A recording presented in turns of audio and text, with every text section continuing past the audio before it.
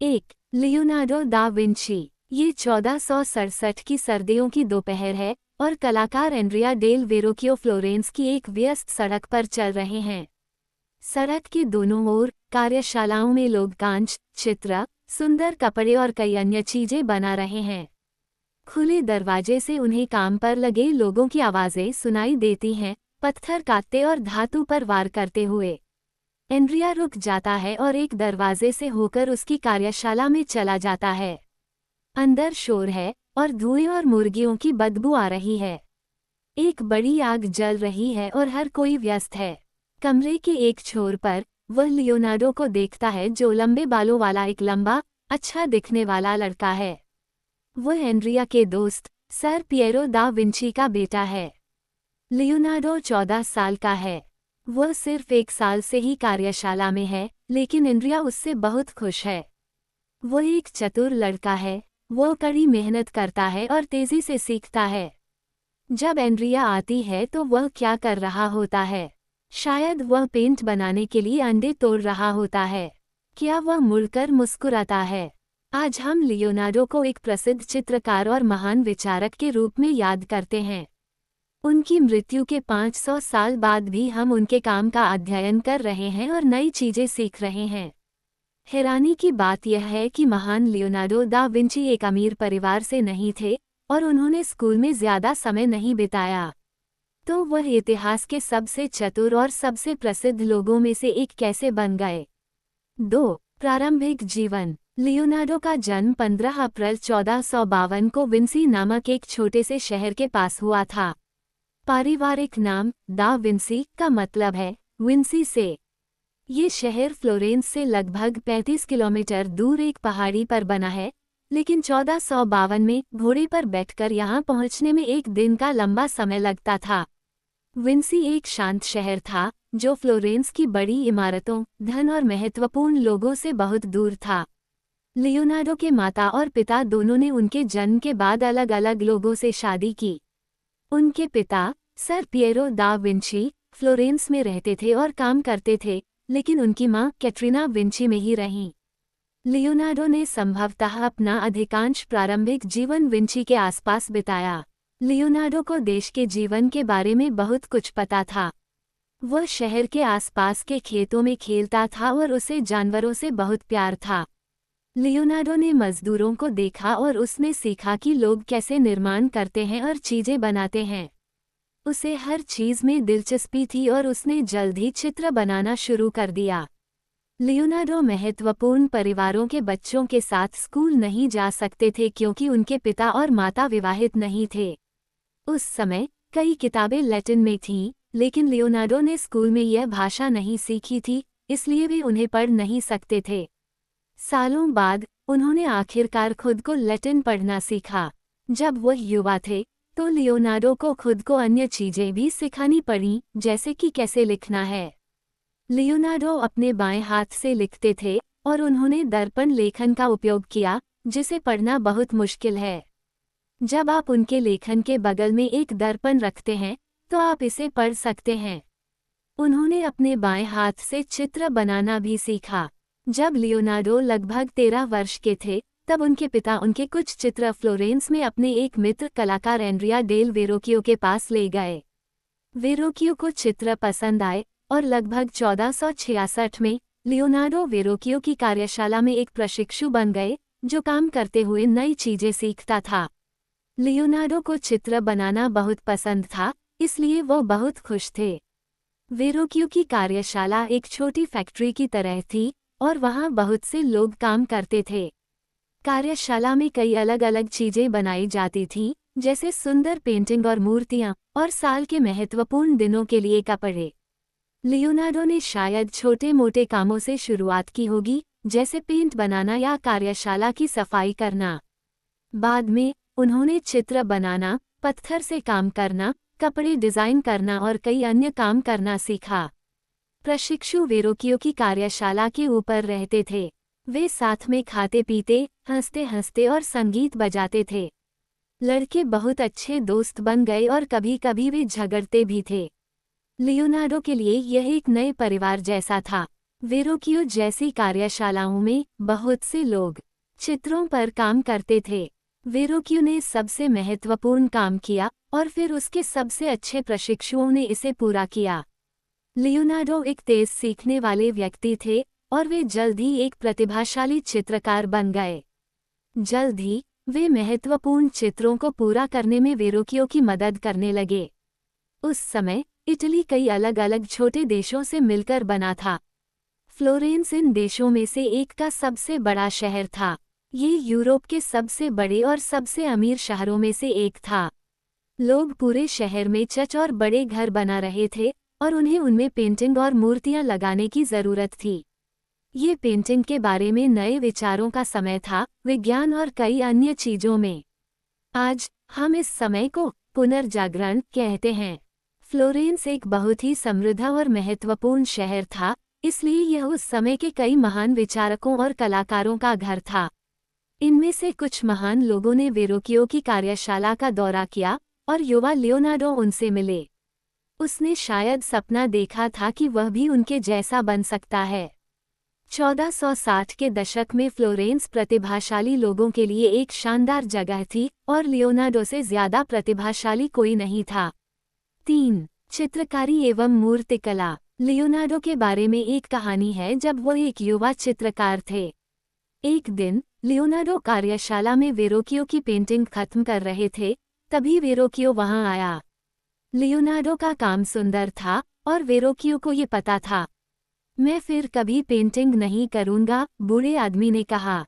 Leonardo अब कोई प्रशिक्षु नहीं था, वह फ्लोरेंस के सबसे अच्छे युवा चित्रकारों में से एक था।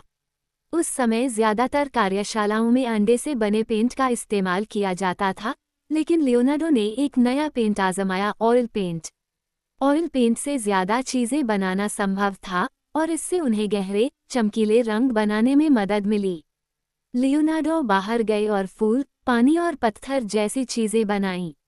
उन्होंने इन चीजों का एक वैज्ञानिक की तरह अध्ययन किया। उन्होंने ये समझने के लिए डॉक्टरों के साथ भी काम किया कि हमारा शरीर कैसे काम करता है। इस वजह से उनकी तस्वीरों में सब कुछ बहुत वास्तविक था। लियोनार्डो के पिता ने फ्लोरेंस में एक कार्यशाला खोलने में उनकी मदद की, लेकिन लियोनार्डो के लिए यह आसान समय नहीं था। कुछ महत्वपूर्ण लोगों के साथ उनकी बहुत सारी समस्याएं थीं। 1482 में लियोनार्डो फ्लोरेंस छोड़कर मिलान चले गए।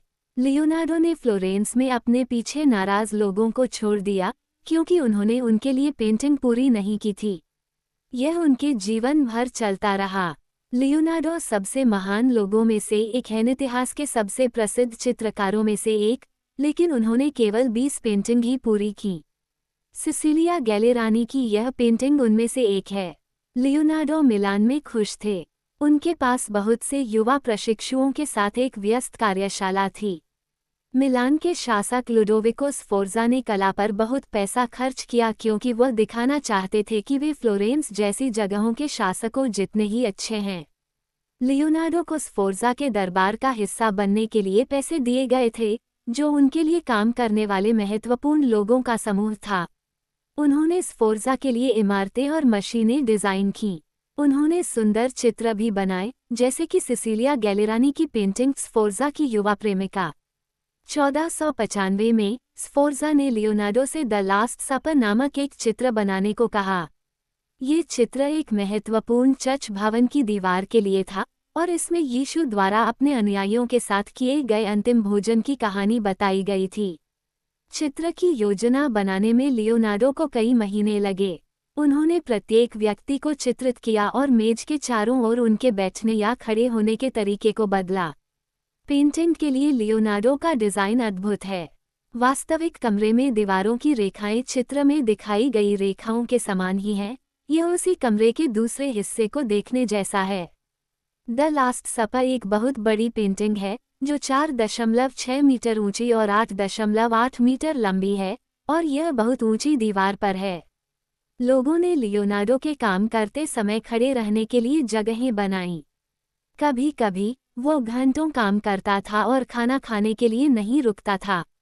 अन्य समय में वह घंटों खड़े होकर पेंटिंग को देखता था, लेकिन वह अपनी पेंट को छूता नहीं था। लियोनार्डो ने आखिरकार 1498 में द लास्ट सपर को पूरा किया। ये पुनर्जागरण काल की सबसे बेहतरीन पेंटिंग में से एक थी, लेकिन लियोनार्डो चिंतित थे। जब उन्होंने द लास्ट सपर को चित्रित किया तो उन्होंने अधिकांश चित्रकारों से अलग तरीके से काम किया और उन्होंने पेंट को भी अलग तरीके से बनाया। जल्द ही उन्होंने अपनी गलती समझ में आ गई। पेंटिंग टुकड़ों में टूटने लगी। जब लियोनार्डो ने अपनी शानदार कलाकृति को देखा तो शायद उन्होंने सोचा होगा, ये कुछ सालों में इस दीवार से गिर जाएगी। सौभाग्य से लोगों ने इसे बचाने के तरीके खोज लिए। द लास्ट सपर के समय ही लियोनार्डो लुडोविको स्फोर्जा के पिता फ्रांसिस्को की एक बड़ी मूर्ति पर काम कर रहे थे। लियोनार्डो फ्रांसिस्को की एक बड़ी मूर्ति बनाना चाहते थे। सालों तक उन्होंने घोड़ों की आकृतियां बनाई और डिजाइन बनाए, लेकिन समस्याएं थीं। लियोनार्डो ने वेरोकियो के साथ काम करते हुए मूर्तियां बनाईं, लेकिन यह मूर्ति बहुत बड़ी थी। वह इसे यूरोप की सबसे बड़ी मूर्ति बनाना चाहते थे और इसके लिए उन्हें लगभग 60 टन की जरूरत थी। 60,000 किलोग्राम कांस्य नामक एक महंगी धातु से इसे बनाया गया था। उनके चित्रों में एक चलता हुआ घोड़ा दिखाया गया है जिसके केवल 2 पैर हैं, लेकिन वे इतनी भारी मूर्ति को 2 पैरों पर कैसे खड़ा कर सकते थे। 1492 में लियोनार्डो ने मिट्टी से घोड़े की एक शानदार मूर्ति बनाई थी। ये 7.3 मीटर ऊंची थी और यह अद्भुत थी। लोग मिट्टी के घोड़े के बारे में सालों तक बात करते रहे, लेकिन लियोनार्डो ने कभी भी अंतिम धातु की मूर्ति नहीं बनाई। क्यों? क्योंकि घोड़े के लिए कांस्य बंदूकें बनाने के लिए इस्तेमाल किया गया था। फ्रांस और मिलान के बीच युद्ध हुआ और 1499 में लुडोविको स्फोर्जा को शहर छोड़ना पड़ा। जब फ्रांसीसी सेना आई तो फ्रांसीसी सैनिकों ने लियोनार्डो के मिट्टी के घोड़े पर गोली चलाई और उसे टुकड़ों में तोड़ दिया। मिलान में 17 साल बिताने के बाद लियोनार्डो ने शहर छोड़ दिया। जब लियोनार्डो की उम्र 52 साल थी तो फ्लोरेंस के शासकों ने उनसे अपने शहर की एक बड़ी इमारत के लिए एक प्रसिद्ध लड़ाई का चित्र बनाने को कहा। विपरीत दीवार पर उन्होंने माइकल एंजेलो से एक और लड़ाई चित्रित करने को कहा। दोनों व्यक्ति दुश्मन थे। माइकल एंजेलो केवल 29 वर्ष के थे, लेकिन वे पहले से ही अपनी अद्भुत मूर्तियों के लिए प्रसिद्ध थे। एक दिन उन्होंने शहर के एक चौराहे पर लोगों के सामने लियोनार्डो पर हंसा। उन्होंने कहा कि लियोनार्डो एक अच्छे कलाकार नहीं थे, क्योंकि वह अपना महान घोड़ा नहीं बना सके। दोनों पुरुषों ने अपनी पेंटिंग पर काम किया और यह जल्द ही अपने समय के 2 सबसे प्रसिद्ध कलाकारों के बीच एक लड़ाई बन गई। सबसे अच्छा कौन था? फ्लोरेंस में हर कोई उनके बारे में बात करता था और उनके महान कार्यों को देखने का इंतजार करता था, लेकिन अंत में उनमें से कोई भी लड़ाई नहीं जीत पाया। माइकल एंजेलो ने कुछ चित्र बनाए, लेकिन फिर वह रोम वापस चला गया। लियोनार्डो ने अपनी पेंटिंग शुरू की, लेकिन जिस तरह से उन्होंने दीवार पर पेंटिंग की, वह जल्द ही टुकड़ों में टूटने लगी। फ्लोरेंस में युद्ध चित्रकला पर काम करते समय लियोनार्डो ने लिसा डेल जियोकोंडो नामक एक युवती की पेंटिंग बनाना शुरू किया। आज हम इसे मोना लिसा या ला जियोकोंडा कहते हैं। लियोनार्डो ने मोना लिसा को चित्रित करने के लिए नए विचारों का इस्तेमाल किया और जल्द ही अन्य चित्रकारों ने भी इस नए तरीके से काम करना शुरू कर दिया। लेकिन क्या यही कारण है कि यह कला के इतिहास में सबसे प्रसिद्ध चित्र बन गया? मोना लिसा के चेहरे को देखो, क्या वह मुस्कुराने लगी है? अब फिर से देखो, वह अब मुस्कुरा नहीं रही है। हम उसके मुंह के एक तरफ से दूसरी तरफ देखते हैं और उसकी मुस्कान हमारी आंखों के सामने बदल जाती है, जैसे किसी वास्तविक व्यक्ति की मुस्कान। वह क्या सोच रही है? उस मुस्कान के कारण आप रुक जाते हैं और पेंटिंग को फिर से देखते हैं। आप खुद से सवाल पूछते हैं। एमिल ज़ोला और ऑस्कर वाइल्ड जैसे लेखकों ने मोना लिसा की मुस्कान के बारे में लिखा। उन्होंने कहा कि वह एक अंधेरी और खतरनाक महिला थी, उसकी मुस्कान में कई रहस्य छिपे थे। 21 अगस्त 1911 को विंसेंजो पेरुगिया नामक एक व्यक्ति पेरिस के लूवर संग्रहालय में घुसा। उसने मोना लिसा को दीवार से उतारकर अपने कोट के नीचे रख लिया और इमारत से बाहर निकल गया। अगले दिन मोना लिसा दुनिया भर के अखबारों में थी। जब संग्रहालय फिर से खुला तो हजारों आगंतुक दीवार पर खाली जगह देखने गए। 2 साल तक पेरुगिया ने पेंटिंग को फ्लोरेंस के अपने घर में रखा। उसने इसे कुछ पुराने कपड़ों के नीचे एक बॉक्स में छिपा दिया। 1913 में जब पेरुगिया पेंटिंग बेचने की कोशिश कर रहा था तो उसे पकड़ लिया गया और फिर मोनालिसा पेरिस वापस आ गई। लेकिन अजीब मुस्कान वाली खोई हुई महिला की कहानी कोई नहीं भूला। आज आप मोनालिसा को आधुनिक कलाकारों की पेंटिंग्स में, कपड़ों पर, फिल्मों और गानों में और हजारों अन्य जगहों पर देख सकते हैं। लियोनार्डो ने आमतौर पर महत्वपूर्ण लोगों की पेंटिंग बनाई, लेकिन लिसा डेल जियोकोंडो मशहूर नहीं थी। वह फ्लोरेंस की एक युवा पत्नी थी, लेकिन वह दुनिया की सबसे मशहूर महिलाओं में से एक बन गईं। 4. अंधेरे में। एक दिन जब लियोनार्डो एक बच्चा था, वह विंची के पास टहल रहा था और उसे एक पहाड़ी के किनारे एक गहरा, अंधेरा छेद दिखाई दिया। वह अंदर देखना चाहता था, लेकिन वह अंधेरे से डरता था। वहां से चले जाना बेहतर था, लेकिन लियोनार्डो उत्सुक था, उसे अंदर जाना था। लियोनार्डो इतिहास के सबसे जिज्ञासु व्यक्तियों में से एक थे। उनके मन में बहुत से सवाल थे और वे उनके उत्तर जानना चाहते थे। वे जानना चाहते थे कि हमारा शरीर कैसे काम करता है, मौसम कैसे बदलता है, चांद किस चीज से बना है और भी बहुत सी अन्य चीजें। उन्होंने गहराई से सोचा, अपने आसपास की दुनिया का अध्ययन किया और अपने लिए चीजें खोजीं।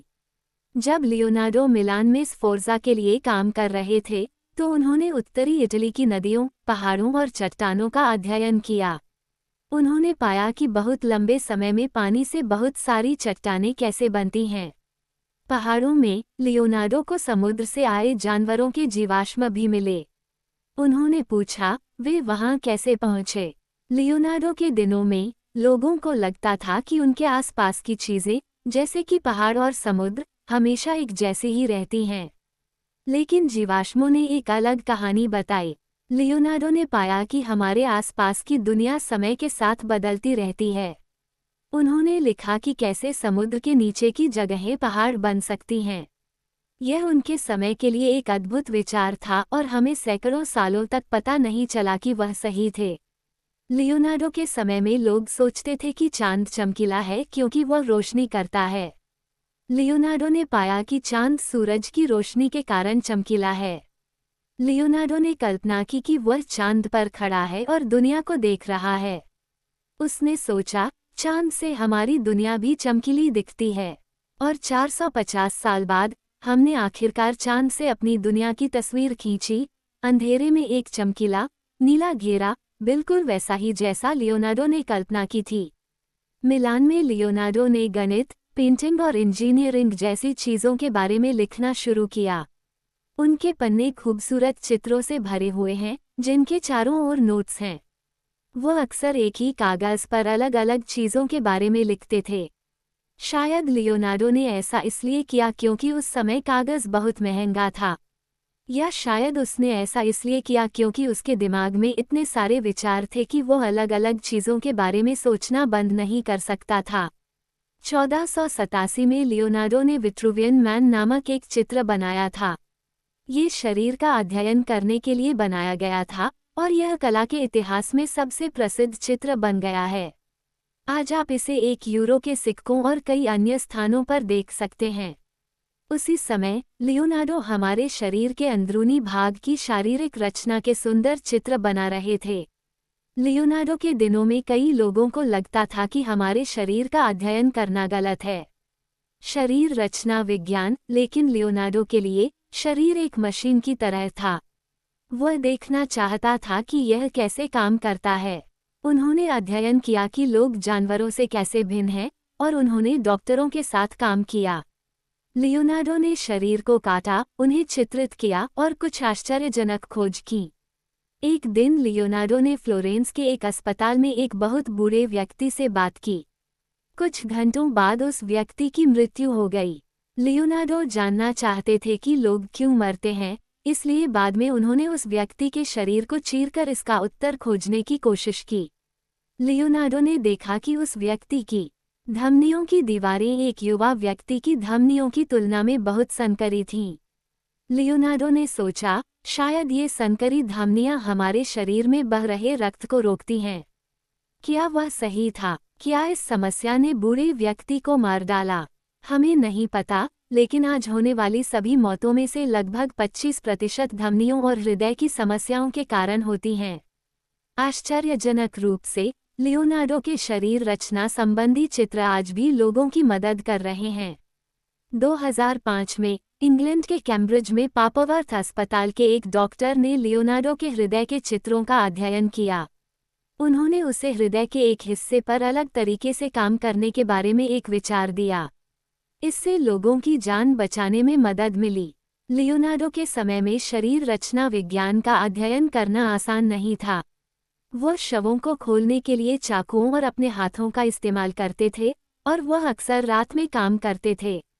शवों से बहुत जल्दी बदबू आने लगती थी, और कई बार लियोनार्डो को उन्हें अपनी कार्यशाला में ही छोड़ना पड़ता था। आधी रात को अंधेरे कमरे में जाकर मौत को देखना मुश्किल था। लियोनार्डो को डर लगता था, लेकिन वह उत्सुक भी था, उसे जाकर देखना था। 5. महान आविष्कारक। नवंबर 2011 में आगंतुकों ने तुर्की के अदाना में एक शॉपिंग सेंटर में लकड़ी और धातु के बड़े मॉडलों के साथ खेला। उन्होंने चीज़ों को घुमाया और हिलाया, तस्वीरें ली और लियोनार्डो दा विंची के जीवन के बारे में पढ़ा। लियोनार्डो के चित्रों से 34 मॉडल बनाए गए थे, और उन्होंने चीज़ें बनाने, मौसम का अध्ययन करने, उड़ने और यहाँ तक कि पानी पर चलने के लिए मशीनें दिखाईं। लियोनार्डो के समय में लोग पानी या भारी पत्थरों को हिलाने जैसे कामों के लिए मशीनों का इस्तेमाल करते थे। जब वे वेरोकियो की कार्यशाला में प्रशिक्षु थे, तब उन्होंने मशीनों का इस्तेमाल करना और उन्हें ठीक करना सीखा। लियोनार्डो ने इन मशीनों का ध्यानपूर्वक अध्ययन किया और उनके भागों का इस्तेमाल करने के अलग अलग तरीकों के बारे में सोचा। लियोनार्डो ने नई मशीन के पुर्जे बनाए और कई नए आविष्कारों की योजनाएं बनाईं। उन्होंने भयानक बंदूकें और ऐसी मशीनें बनाईं जो लकड़ी काट सकती थीं या पेंट या किताबें बना सकती थीं। उन्होंने संगीत वाद्य यंत्रों का भी आविष्कार किया। लियोनार्डो ने चांदी से एक वाद्य यंत्र बनाया। इसकी आवाज़ बहुत अच्छी थी और यह घोड़े के सिर जैसा दिखता था। लियोनार्डो के कुछ सबसे मशहूर आविष्कार उनके रोबोट हैं। वे घड़ी के पुर्जों की तरह काम करते थे। वे बिना किसी मदद के थोड़े समय के लिए कमरे में घूम सकते थे। लियोनार्डो ने पार्टियों में लोगों का मनोरंजन करने के लिए अलग अलग रोबोट बनाए। एक रोबोट 3 पहियों वाली कार जैसा था। एक बार उन्होंने एक रोबोट सैनिक बनाया। यह एक असली इंसान की तरह दिखता था, और यह चल सकता था, अपने हाथ, पैर और सिर हिला सकता था, और अपना मुंह खोल और बंद कर सकता था। सैकड़ों साल बाद अमेरिका में रोबोट इंजीनियरों ने लियोनार्डो के रोबोट डिज़ाइन से सीखा है। रेखाचित्रों ने उन्हें ऐसे रोबोट बनाने में मदद की है जो लोगों की तरह दिखते और चलते हैं। 1485 में लियोनार्डो ने एक पैराशूट डिज़ाइन किया था, लेकिन उसके बाद 515 साल तक किसी ने उसके डिज़ाइन को आजमाया नहीं। 2000 में एड्रियन निकोलस नामक एक ब्रिटिश व्यक्ति ने लियोनार्डो के डिज़ाइन और उनके समय की सामग्रियों का इस्तेमाल करके पैराशूट से छलांग लगाई। और 2008 में स्विट्ज़रलैंड के ओलिविया विएटी टेपा ने लियोनार्डो के डिज़ाइन लेकिन आधुनिक सामग्रियों का इस्तेमाल करके पैराशूट से लगभग 600 मीटर की छलांग लगाई। दोनों पैराशूट काम कर गए। जब लियोनार्डो की उम्र 50 के आसपास थी, तो उन्होंने अपने शुरुआती जीवन के बारे में सोचा और उसके बारे में लिखा। उन्हें सबसे पहले क्या याद आया? यह उनकी माँ या पिता नहीं थे, बल्कि एक पक्षी था। जब वह एक शिशु थे, तो पक्षी उनके पास उड़कर आया, और वह इसे कभी नहीं भूले। लियोनार्डो को पक्षी बहुत पसंद थे। वह अक्सर पक्षी खरीदते थे, बाजारों में लोगों से पैसे लिए, लेकिन उसने उन्हें अपने पास नहीं रखा। उसने पैसे चुकाए और पक्षियों को ले लिया। फिर उसने अपने हाथ खोले और पक्षी आज़ाद होकर उड़ गए।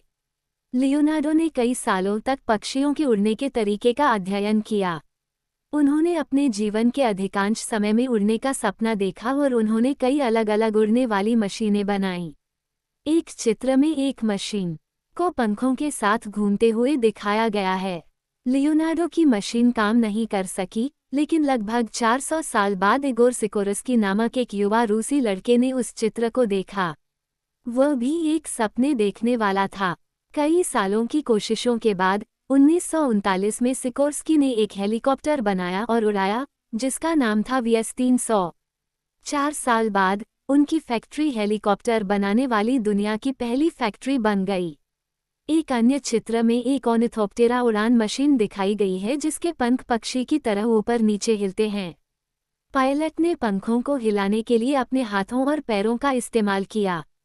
लियोनार्डो के समय में इस मशीन को बनाना संभव नहीं था क्योंकि सामग्री बहुत भारी थी।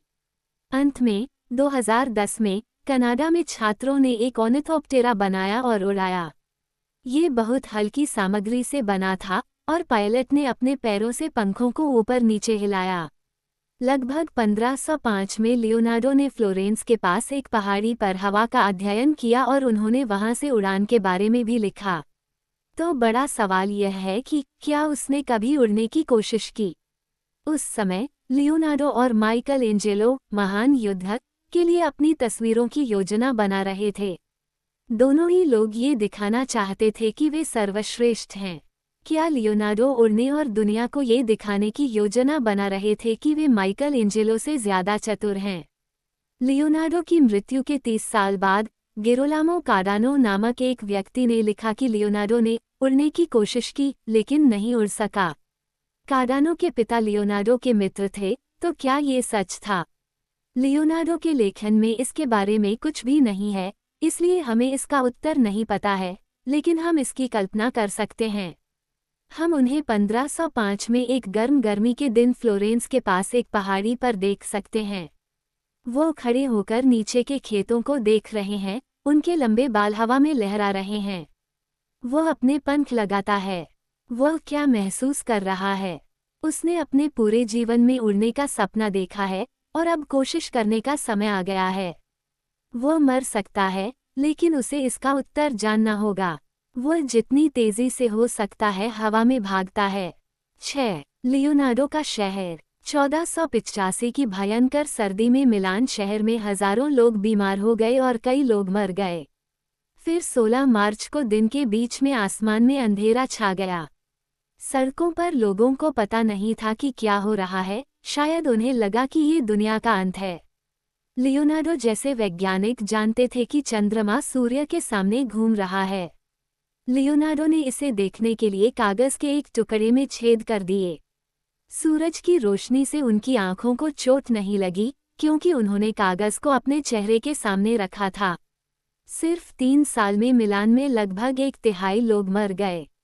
लियोनार्डो ने अपने आसपास के शहर को देखा जिसमें गंदी नहरें और संकरी गलियां थीं, और उन्होंने एक बेहतर, स्वच्छ शहर के लिए योजनाएं बनानी शुरू कर दीं। लियोनार्डो के शहर में बड़ी बड़ी सड़कें और बड़े बड़े खुले चौराहे थे। उन्होंने कार्यशालाओं और घरों में पानी ले जाने के लिए मशीनें बनाईं और पानी को साफ रखने के तरीकों का अध्ययन किया। लियोनार्डो के कुछ चित्रों में शहर को 2 स्तरों पर दिखाया गया है। सबसे नीचे का स्तर नहरों और सड़कों के लिए था ताकि घोड़े, नावें और मजदूर शहर में सामान ला सकें और बाहर ला सकें। सबसे ऊपर के स्तर पर लोग घूम सकते थे। कई इमारतों में दोनों स्तरों पर दरवाजे थे। कुछ योजनाओं में नहरें और सड़कें इमारतों के नीचे जाती थीं। लियोनार्डो का शहर कभी नहीं बना, लेकिन कई आधुनिक शहरों के हिस्से अलग अलग स्तरों पर बने हैं। लियोनार्डो के समय में मिलान का केंद्र एक महल के अंदर था। नहरों का घेरा, खेतों में और कार्यशालाओं में मशीनों को चलाने के लिए पानी का इस्तेमाल किया जाता था और नावें शहर के चारों ओर सामान ले जाती थीं। लियोनार्डो ने नहरों को देखा और अध्ययन किया कि उनमें पानी कैसे बहता है। उन्होंने चलने वाले पुल और पानी के पहियों का उपयोग करने के नए तरीके डिज़ाइन किए, और उन्होंने ऐसी नहरें डिज़ाइन की जो बेहतर तरीके से काम करेंगी और साफ रहेंगी। लियोनार्डो मिलान से पाविया जैसी अन्य जगहों तक नई नहरें भी बनाना चाहते थे। 1819 में उनकी मृत्यु के 300 साल बाद पाविया और मिलान के बीच एक नहर बनकर तैयार हो गई, और मिलान यूरोप के सबसे महत्वपूर्ण नदी शहरों में से एक बन गया। लियोनार्डो ने चर्च और महल जैसी कई इमारतों के लिए योजनाएं बनाईं। 1506 में उन्होंने मिलान के नए शासक चार्ल्स डी अम्बोइस के लिए एक घर डिज़ाइन किया। घर के पास 2 नदियां थीं, इसलिए लियोनार्डो ने घर में एक खूबसूरत जल उद्यान में पानी ले जाने के लिए 2 छोटी नहरें डिज़ाइन कीं। लियोनार्डो के कई डिज़ाइन अपने समय के लिए बहुत आधुनिक थे और उनमें से अधिकांश का निर्माण नहीं किया गया था। 1503 में लियोनार्डो ने इस्तांबुल के पुराने शहर कॉन्स्टेंटिनोपल और पेरा के बीच एक पुल का डिज़ाइन तैयार किया था। उनकी योजना के अनुसार 240 मीटर लंबा ये पुल उस समय दुनिया के किसी भी पुल से बड़ा था। पुल के लिए लियोनार्डो का डिज़ाइन बहुत नया था और लोगों ने अगले 300 सालों तक उस तरह से पुल बनाने की कोशिश नहीं की।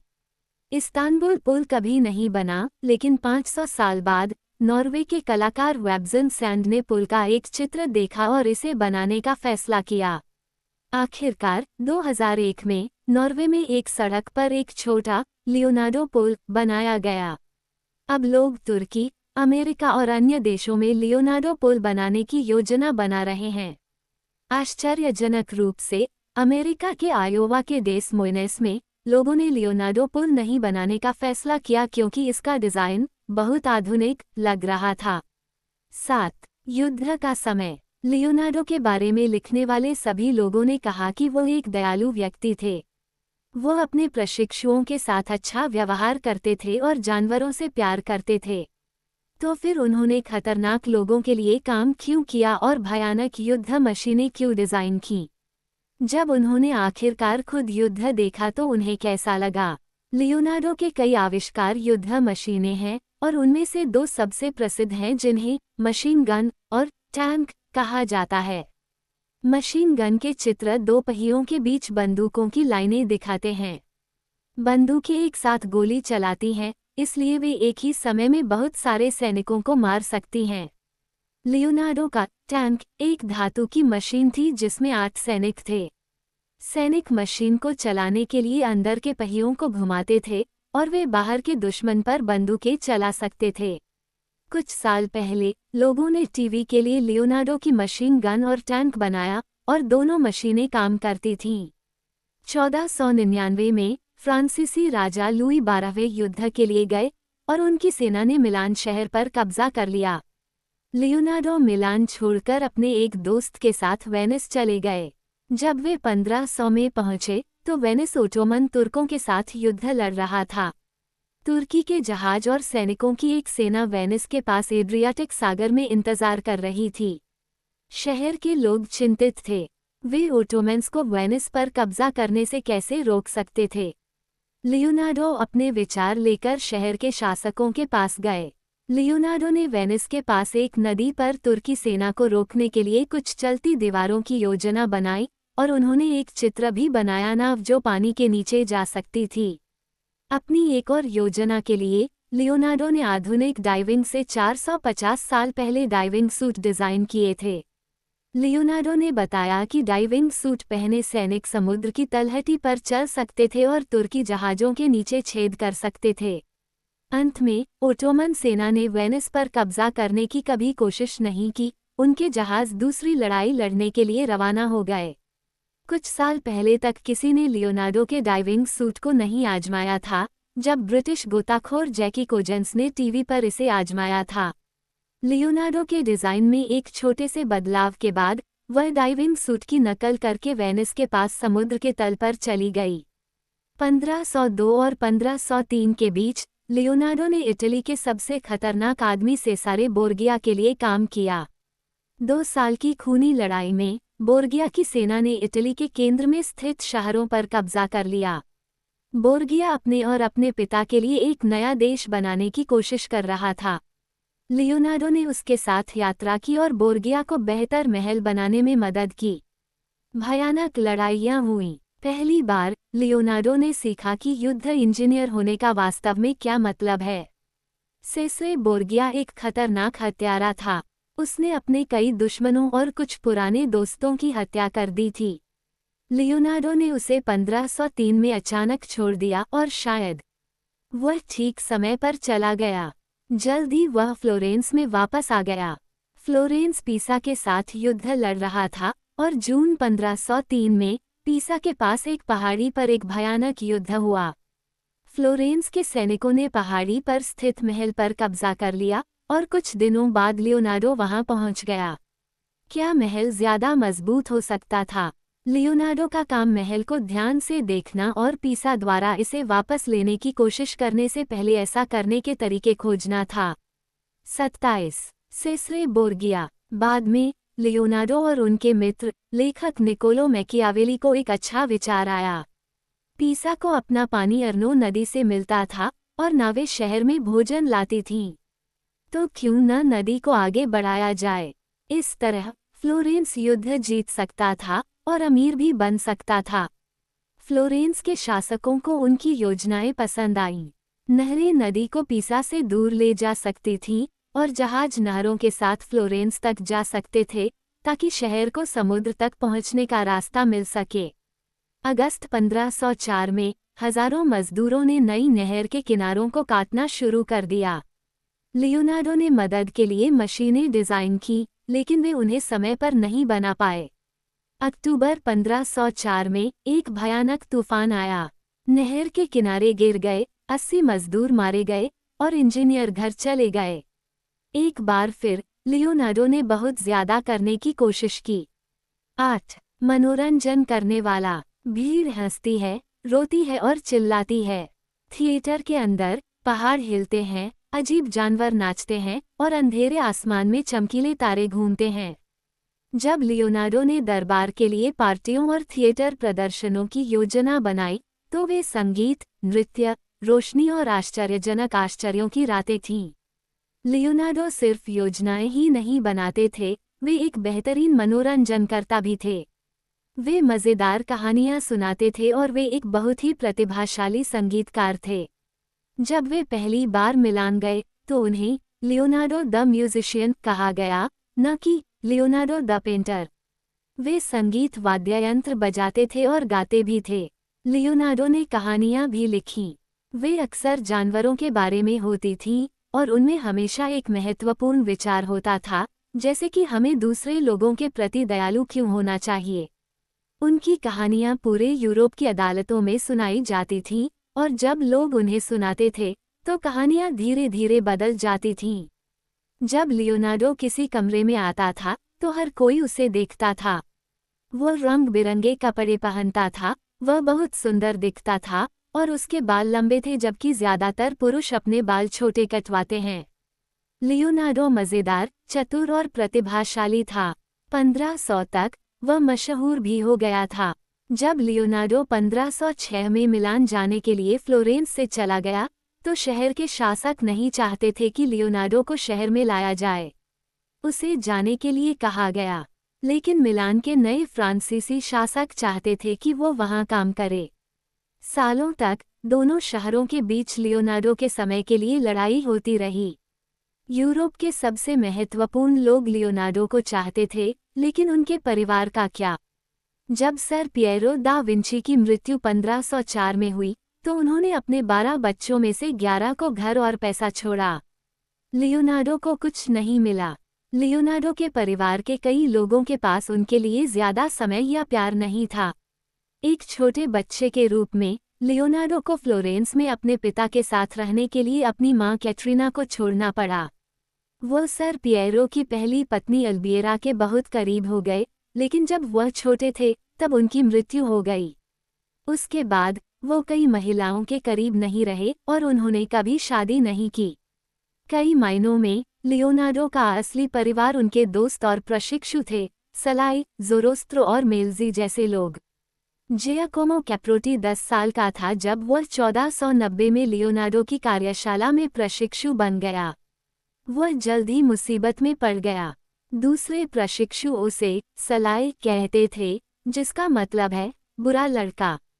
सलाई ऐसी बातें कहता था जो सच नहीं थी और लोगों से चोरी करता था, लेकिन वह एक प्रतिभाशाली चित्रकार बन गया। वर्षों से वह लियोनार्डो के सबसे करीबी दोस्तों में से एक बन गया। टोमासो डी जियोवानी मासिनी या ज़ोरोस्ट्रो धातुओं के साथ काम करने में माहिर थे। उन्होंने 1490 के दशक में लियोनार्डो के साथ काम करना शुरू किया। उन्होंने अजीबोगरीब जानवर पाल रखे थे और बहुत ही अनोखे कपड़े पहने थे। ज़ोरोस्ट्रो और लियोनार्डो में से कोई भी मांस नहीं खाता था, क्योंकि वे भोजन के लिए जानवरों को मारना नहीं चाहते थे। ज़ोरोस्ट्रो ने जानवरों से बने कपड़े भी नहीं पहने थे। कुछ लोगों का मानना है कि ज़ोरोस्ट्रो ने अन्य धातुओं से सोना बनाने की कोशिश की थी। आज हम जानते हैं कि ऐसा नहीं है संभव है, लेकिन लियोनार्डो के दिनों में कई लोगों ने ऐसा करने की कोशिश की। वे गुप्त रूप से काम करते थे क्योंकि यह एक अपराध था और इसके लिए आप मर भी सकते थे। हम ज़ोरोस्ट्रो की कल्पना आधी रात में एक कार्यशाला में कर सकते हैं। वो आग के पास खड़ा है, खतरनाक काम कर रहा है और उसके चेहरे पर मुस्कान है। 1507 में लियोनार्डो की मुलाकात जियोवानी फ्रांसिस्को मेल्ज़ी नामक एक युवक से हुई। मेल्ज़ी एक अमीर परिवार से था, लेकिन सलाई की तरह वह लियोनार्डो की कार्यशाला में एक चित्रकार बन गया। लियोनार्डो कई किताबों की योजना बना रहे थे और मेल्ज़ी ने उन्हें अपने विचारों को लिखने में मदद की।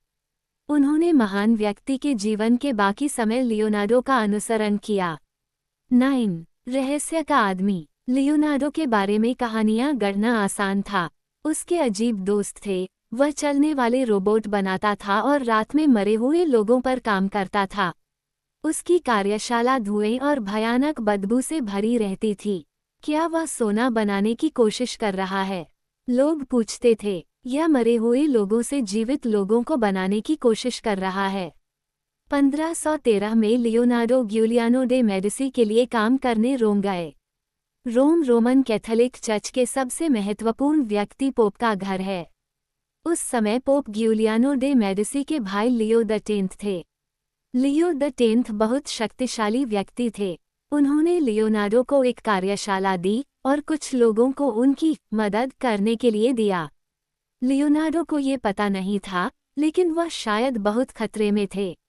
लियोनार्डो के नए सहायकों में से एक पोप को उनके काम के बारे में बता रहा था। 1514 में पोप के आदमियों ने लियोनार्डो के शरीर रचना के चित्र लिए और उनका अध्ययन किया। लियोनार्डो के कई विचार चर्च के विचारों से अलग थे और उस समय लोगों को इसलिए मार दिया जाता था क्योंकि वे चर्च से सहमत नहीं थे। जब पोप ने लियोनार्डो से कहा कि वे अब शरीर रचना का अध्ययन न करें, तो उन्होंने अध्ययन करना बंद कर दिया। 33. Da Vinci code 5196। लियोनार्डो की दर्पण लेखनी को पढ़ना मुश्किल था। पोप के आदमियों जैसे लोगों ने शायद सोचा होगा, वो क्या छिपाने की कोशिश कर रहा है? क्या ये कोई कोड है? इसका उत्तर शायद यह है कि लियोनार्डो ने इस तरह से लिखा क्योंकि यह उनके लिए आसान था। यदि आप अपने बाएं हाथ से लिखते हैं, तो दाएं से बाएं लिखना आसान हो सकता है। लेकिन आज भी लोग लियोनार्डो के बारे में वही सवाल पूछते हैं, वो कौन से रहस्य जानता था? दुनिया भर में लाखों लोगों ने डैन ब्राउन की किताब द दा विंची कोड का आनंद लिया है।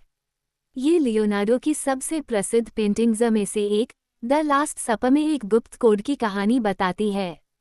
लियोनार्डो के काम का अध्ययन करने वाले अधिकांश लोगों का कहना है कि द दा विंची कोड सिर्फ एक बेहतरीन कहानी है, लेकिन क्या लियोनार्डो की पेंटिंग्स में कोई वास्तविक कोड हैं? द लास्ट सपर में यीशु और उनके अनुयायी एक मेज पर बैठे हैं। आप मेज पर ढेर सारी रोटियां और ढेर सारे हाथ भी देख सकते हैं। 2007 में एक कंप्यूटर इंजीनियर ने कल्पना की थी कि पेंटिंग पर संगीत की लाइनें। उन्होंने हर हाथ या रोटी के टुकड़े को एक संगीत नोट में बदल दिया। जब आप लियोनार्डो के मिरर राइटिंग की तरह दाएं से बाएं नोट्स पढ़ते हैं, तो ये संगीत का एक छोटा टुकड़ा बन जाता है। लियोनार्डो को संगीत बजाना बहुत पसंद था और उन्होंने शायद इसे लिखा भी था। क्या उन्होंने पेंटिंग में कोई संगीत कोड डाला है, या ये सिर्फ एक दुर्घटना है?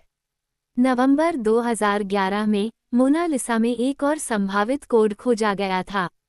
मोनालिसा की आंखों में और पेंटिंग में अन्य जगहों पर बहुत बहुत छोटी रेखाएं हैं। इनमें से कुछ अक्षर और संख्या जैसी दिखती हैं। उदाहरण के लिए, कुछ लोग कहते हैं कि मोनालिसा की दाहिनी आंख में एक एल और एक वी है, शायद लियोनार्डो और विंसी के लिए। लेकिन क्या ये वाकई अक्षर हैं या रेखाएं जो दुर्घटनावश तब बनती हैं जब कोई पेंटिंग पुरानी हो जाती है? हम जानते हैं कि लियोनार्डो को रहस्य पसंद थे। अपनी पेंटिंग्स में उन्होंने किसी व्यक्ति के नाम के लिए कोड के रूप में पेड़ों या जानवरों जैसी चीज़ों का इस्तेमाल किया। उन्होंने लोगों का मनोरंजन करने के लिए रहस्यपूर्ण प्रश्न भी लिखे और चित्र कोड बनाए। अगर हम उनकी पेंटिंग्स को फिर से देखें तो क्या हमें और रहस्य मिलेंगे। 10 छोड़कर 1515 की एक गर्मियों की शाम, सैकड़ों अमीर और महत्वपूर्ण लोग फ्रांस के राजा फ्रांकोइस प्रथम के लिए लियोन में एक पार्टी में थे। अचानक एक दरवाज़ा खुला और एक रोबोट शेर कमरे में आया। शेर ने अपना सिर हिलाया और राजा के पास चला गया। फिर उसके शरीर में एक दरवाज़ा खुला और फूल निकले। वे फ्लेज डे लिस थे, फ्रांस के राजाओं के फूल। रोबोट मेडिसी परिवार की ओर से नए फ्रांसीसी राजा को उपहार था और इसे लियोनार्डो दा विंची ने बनाया था। राजा को यह अद्भुत उपहार बहुत पसंद आया और उन्होंने इसे अपने बेटे को उपहार में दे दिया। वे चाहते थे कि लियोनार्डो फ्रांस आएं। मार्च 1516 में गिउलियानो डे मेडिसी की मृत्यु के बाद लियोनार्डो कुछ महीनों तक रोम में रहे और फिर चले गए। ये जाने का सही समय था। राफेल और माइकल एंजेलो जैसे युवा चित्रकारों को रोम में सबसे अच्छी नौकरियां मिल रही थीं और पोप के लोग लियोनार्डो पर नज़र रख रहे थे। 1516 की गर्मियों में लियोनार्डो अपने दोस्त फ्रांसिस्को मेल्ज़ी के साथ पहाड़ों को पार करके फ्रांस गए। उन्हें शायद पता था कि वे अपने देश को फिर कभी नहीं देख पाएंगे। घोड़ों और दूसरे जानवरों ने उनकी सारी चीज़ें ढोई, उनके पेंट, कागज़ और चित्र, इंजीनियरिंग मॉडल, किताबें और कपड़े। एक जानवर की पीठ पर मोनालिसा को बारिश और ठंड के बीच पहाड़ों के पार ले जाया गया। यात्रा में उन्हें शायद 3 महीने लगे और ये लियोनार्डो के लिए बहुत मुश्किल था। वह बूढ़ा और बीमार था और वह अपना दाहिना हाथ भी नहीं हिला सकता था।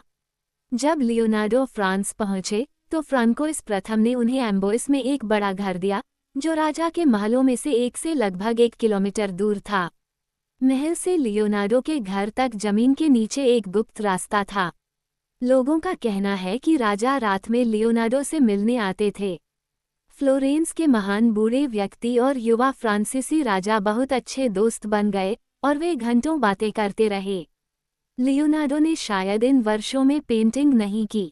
उन्होंने चित्र बनाए, इंजीनियरिंग और विज्ञान के बारे में लिखा, इमारतों का डिज़ाइन बनाया और राजा के लिए पार्टियां दीं। प्रसिद्ध लोग महान लियोनार्डो से मिलने और उनकी कार्यशाला को देखने आते थे। उसी समय वो मेल्ज़ी के साथ काम कर रहे थे और सोच रहे थे कि अपने नोट्स को किताबों में कैसे बदला जाए। वह जानते थे कि उनके पास ज़्यादा समय नहीं है। लियोनार्डो दा विंची की मृत्यु 2 मई 1519 को हुई थी। वह 67 वर्ष के थे। बाद की कहानियों और चित्रों में वह फ्रांकोइस प्रथम की बाहों में मरते हैं, लेकिन हम नहीं जानते कि उस समय राजा वास्तव में वहां थे या नहीं। फ्रांसिस्को मेल्ज़ी शायद उनके बिस्तर के बगल में अपने प्रिय मित्र के लिए रो रहे थे। बाद में मेल्ज़ी ने लियोनार्डो के परिवार को एक पत्र लिखा और उन्हें उनकी मृत्यु के बारे में बताया। फिर उन्होंने लियोनार्डो के लेखन को सहेज लिया और उन्हें जीवन भर संभाल कर रखा। बाद के वर्षों में मेल्ज़ी के परिवार ने लियोनार्डो के काम के कई पन्ने बेचकर दे दिए। उनमें से कुछ खो गए। लियोनार्डो ने इंजीनियरिंग, गणित, शरीर रचना, कला, पानी, प्रकाश और कई अन्य चीज़ों के बारे में 6000 से ज़्यादा पन्नों के नोट्स और चित्र बनाए। लेकिन उनके नोट्स लंबे समय तक किताबों में नहीं बदले गए, इसलिए लोग उनसे कुछ नहीं सीख पाए।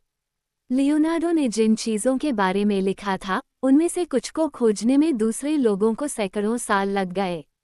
हम आज भी लियोनार्डो दा विंची की खोई हुई कृतियां ढूंढ रहे हैं। कला जासूस खोए हुए लियोनार्डो की तलाश में दुनिया भर में यात्रा करते हैं। वे अध्ययन के लिए नवीनतम विज्ञान का उपयोग करते हैं। सैकड़ों संभावित कामों की खोज की जाती है और कभी-कभी उन्हें एक असली काम भी मिल जाता है। 1966 में मैरिड की एक लाइब्रेरी में लियोनार्डो के नोट्स और रेखाचित्रों की 2 किताबें मिलीं और 2010 में फ्रांस में लियोनार्डो का एक नोट मिला।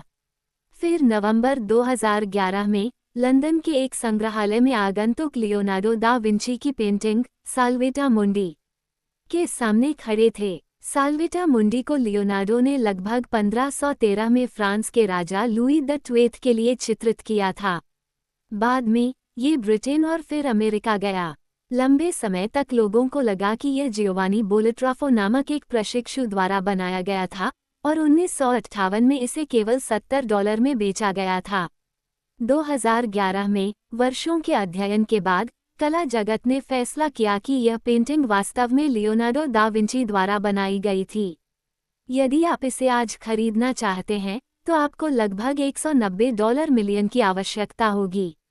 11. एक आदमी जिसने हर चीज पर सवाल उठाया। 1977 में चार्ल्स डांट नामक एक अमेरिकी पायलट और मूर्तिकार ने लियोनार्डो की शानदार घोड़े की मूर्ति के बारे में पढ़ा। डेंट ने मूर्ति बनाने और फिर उसे इतालवी लोगों को देने का फैसला किया। उन्हें पैसे मिलने में कई साल लग गए, लेकिन आखिरकार मूर्तिकार नीना अकामू ने 2 मीटर के घोड़े बनाए। जुलाई 1999 में एलिटालिया विमान ने उनमें से एक को मिलान तक उड़ाया। एक बार माइकल एंजेलो ने लियोनार्डो पर हंसा क्योंकि वह अपना घोड़ा पूरा नहीं कर पाए थे, लेकिन लियोनार्डो सही थे, डिजाइन अच्छे थे। आखिरकार फ्रांसीसी सैनिकों द्वारा लियोनार्डो के मिट्टी के घोड़े को तोड़ने के 500 साल बाद मिलान में अंतिम मूर्ति खड़ी हुई। लियोनार्डो एक और बात के बारे में भी सही थे, हमने अंततः उड़ना सीख लिया है। आज जब हम लियोनार्डो के बारे में सोचते हैं तो हम उनकी कला, उनके अद्भुत आविष्कारों और उनकी कई खोजों के बारे में सोचते हैं। लेकिन ये भूलना आसान है कि वह भी हमारी तरह एक इंसान थे। उनके लेखन को पढ़ें और आपको अब तक के सबसे चतुर लोगों में से एक के विचार और पैसे, दोस्तों और खरीदारी के बारे में नोट्स मिलेंगे। लियोनार्डो के बारे में कुछ बातें समझना आसान नहीं है। वो एक महान कलाकार थे, लेकिन उनकी कई पेंटिंग कभी पूरी नहीं हो पाईं और कई टुकड़े टुकड़े हो गईं। वो एक वैज्ञानिक और आविष्कारक थे, लेकिन उन्होंने अपने कई विचार छिपाए। वो एक दयालु व्यक्ति थे, लेकिन उन्होंने सेसारे बोर्गिया जैसे खतरनाक लोगों के लिए काम किया। लोग लियोनार्डो के बारे में बहुत सी कहानियां सुनाते हैं, लेकिन उनमें से कुछ सच नहीं है। वह भविष्य में नहीं देख सकता था। उसने वास्तव में कार या हेलीकॉप्टर का आविष्कार नहीं किया था, उसके चित्र उन मशीनों से बहुत अलग हैं। लियोनार्डो इटली में एकमात्र महान व्यक्ति नहीं थे। पुनर्जागरण में अन्य अद्भुत कलाकार, इंजीनियर, आविष्कारक और विचारक भी थे। लेकिन हम आज लियोनार्डो को इसलिए याद करते हैं क्योंकि वह ये सब चीजें थे। लियोनार्डो ने अपने पूरे जीवन में सवाल पूछे और अपने आसपास की दुनिया को समझने की कोशिश की। हम चित्रों को और अधिक वास्तविक कैसे बना सकते हैं? जीवाश्म कहाँ से आते हैं? चीजें किससे बनी होती हैं? पक्षी कैसे उड़ते हैं? हम बूढ़े क्यों होते हैं और क्यों मरते हैं? लियोनार्डो एक ऐसे व्यक्ति थे जो हर चीज पर सवाल उठाते थे। लियोनार्डो का अंतिम काम कोई पेंटिंग या आविष्कार नहीं था। ये लियोनार्डो के घर एम्बोइस में किंग फ्रांकोइस प्रथम के लिए एक थिएटर प्रदर्शन था। हम जून 1518 की उस गर्म गर्मी की शाम की कल्पना कर सकते हैं। बगीचे में रोशनी जल रही है। प्रदर्शन समाप्त हो गया है और लोग घर की ओर चलते हुए। उन्होंने कुछ अद्भुत चीजें देखी हैं और वे फ्लोरेंस के महान व्यक्ति के बारे में उत्साह से बात करते हैं। बगीचे में कहीं एक बूढ़ा आदमी मुस्कुराता है, लोगों को धन्यवाद देता है और शुभ रात्रि कहता है। फिर वह अंधेरे में चला जाता है।